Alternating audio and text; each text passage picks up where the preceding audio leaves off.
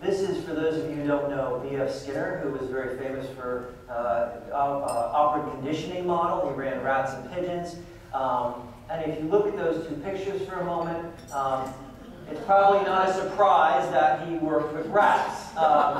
Something similarly about that. Okay, so here's the thing. Although it may feel sometimes that we're on a hamster wheel in life and running on a treadmill, the reality is that we're not. That we are in fact human beings, and there are things beyond food pellets. Food pellets are important, I get that. Everyone enjoyed their food pellets here tonight, I hope. That's important, of course. But there's something beyond that that really engages and motivates us.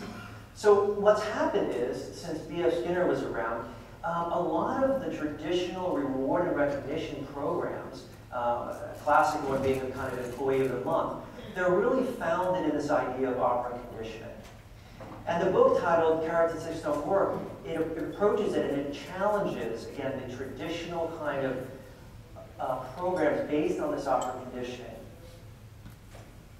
So, why programs fail?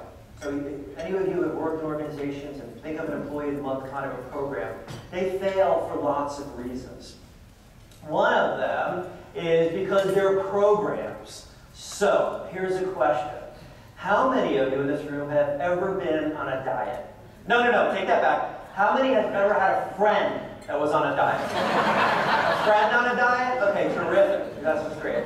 So this is not a trick question. Okay? For how long is a diet effective? For as long as you're on it. Right? For as long as you're on it. And so what we end up doing, it's almost like the consumer. We train consumers. We don't buy anything unless it's on sale. We train our employees that they actually don't work hard unless there's something in it for them. So we develop these kinds of programs.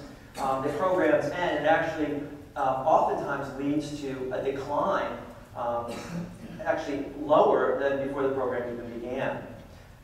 There are, again, 20 reasons in the book. I'm going to share 3 of them with you this evening. Now, what's really exciting for me, by the way, is that I always show this slide. And yesterday, I got a phone call from Google interested in having me come and speak. So that's very cool. So one of the things that we know about traditional reward recognition programs is that they actually reduce creativity and risk-taking in organizations. Because if the goal is, if the game is for me to get from A to B as fast as I can or make as much money as I can, if I said, for example, the first person who gets to the exit, I'm going to give $100 to, which I'm not going to do. But if I were to say that, and I would say, what path would you take? It's the path that you know. It's the path that you came in on.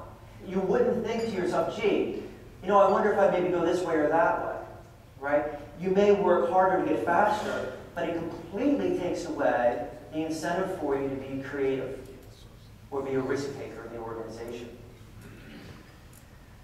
Extrinsic reinforcement reduces intrinsic motivation. So what does this mean? It actually means that when we give somebody something for doing a job, it actually reduces their internal motivation. So here's a classic example.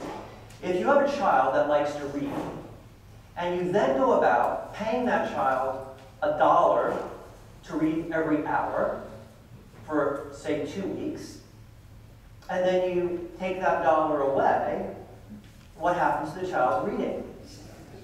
It stops. And so what's really interesting, I'm not suggesting that we should stop paying employees. But what I am suggesting is that sometimes there is an overemphasis on the carrot and a lack of emphasis on really instilling a sense of pride in our employees and helping them to understand. If you think about it, many of you here, I understand this is an entirely voluntary operation. I'm going to go out on a limb and say that many of you work harder and give extra discretionary effort beyond what you would give for your job. And you get a paycheck at your job, but you don't get a paycheck here. And so it's interesting to think about what motivates and drives you. What motivates and drives you, the people in this room, is a passion and a caring philanthropy, right? That supersedes, again, pushes people to discretionary effort in a way that a paycheck doesn't. So what I want to suggest is that you forget about motivation, because that's not really what it's about. And again, I go into great detail about this. It's not about motivating people, because motivating people is really this idea of there's something out here for them. It's much more short term.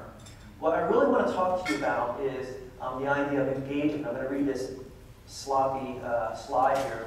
Employee engagement is a psychological construct which refers to an individual's commitment to one's organization, job, team, supervisor, and customers, and which is demonstrated behaviorally through high levels of discretionary effort and focus. So, what does that mean in other words? It means that you are fully in the game, right? You are completely in the game. Now, let me distinguish for you an example, the difference between being motivated and being engaged. I want you to imagine that the folks at your table are working on a project. I'm your boss. And I need for you to finish this project by 9 o'clock tonight. And when you do that, good things are going to happen. And as I look at you, you're all working together, like cohesively and hard. I look at you and I say, boy, they're very motivated. And then all of a sudden at 8 o'clock, something happens, right? Because something always happens. And it becomes clear that you're not going to be able to achieve your objective. And at that point in time, there are two groups of people. There's a group of people that say, we tried, it's time to go home. And the group of people that say, what is it that we can get accomplished? Right? What is it that we can get done? And so the engaged employee is one that is hardy, right? That is able to endure challenges in the organization, as opposed to one who's simply motivated and out for that. You know, in the stormy economic climate that we've been under for the last 2.5 years, motivated employees often have one foot out of the boat, looking at what other boat they can get into. Engaged employees keep their heads down and rowing harder. So again, motivation versus engagement, actually two very different constructs.